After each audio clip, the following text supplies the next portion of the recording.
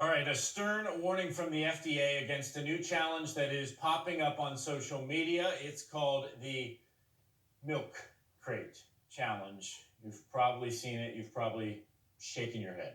People are stacking milk crates in the shape of a pyramid and trying to climb as high as they can before it collapses, and that happens.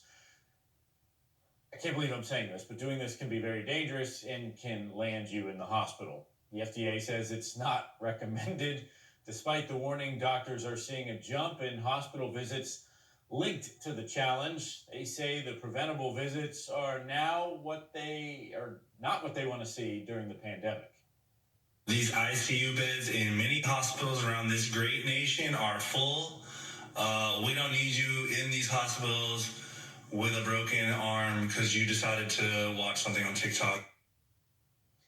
All right, so that's an influencer from Peloton sharing those warnings from health officials. Some of the most common injuries linked to the challenge are broken wrists, broken arms, as well as head and back injuries. I want to get straight to Lori Asachi, owner of the Body Image Counseling Center.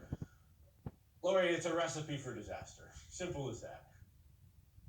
It is. I think as a parent and as an adult, a grown adult, it's really difficult to understand why we'd even be talking about this. Why doesn't common sense take over? Yeah, right. And we have seen these TikTok and social media challenges before, from drinking a gallon of milk to, staying underwater. They're just not rooted in good health practices. No, they're not. But I think it's important to understand as parents, our impulse is to just take everything away, to take social media away. And that's really not the way to go about it. This is part of our kids' worlds, whether we like it or not, social media. So we have to find a way to help them to listen to us without tuning us out. All right, and that's easier said than done, isn't it?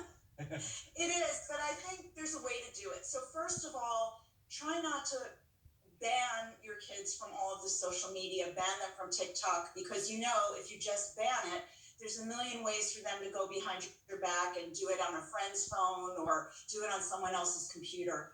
So if you ban it or say it's horrible, they're going to tune you out and go behind your back. So what you really want to do is help your kid kind of come up with the answer.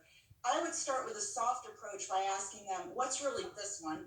But there was the ice bucket challenge that wasn't rigorous, and it helped a lot of people. So if you let your child give you the answer, say, what are the positive challenges that you think are out there? Or what's really fun about TikTok? A lot of parents haven't even gone on TikTok. I would say go on and look at some of those cute videos. It's not all bad. And then ask your kid to tell you, what do you think are the dangers of doing a challenge like this? And, kids will tell you. And sometimes it's about having them step back and say, you know what, I didn't really think about that. I didn't really think about the consequences. You're right, Mom. You're right, Dad. Well, you're right, Mom and Dad might not come till they're 30, but it will come, trust. But remember that a child's prefrontal cortex of the brain does not fully develop until they're around 25. And so that's the part of the brain that gives you impulse control and logic. And then when you combine that with getting likes and having thousands of people watching you and egging you on with that peer pressure, it's very hard to resist. So it's a teaching moment for your child. If you can come at it without panicking and have a discussion, that's your best bet. Mm-hmm.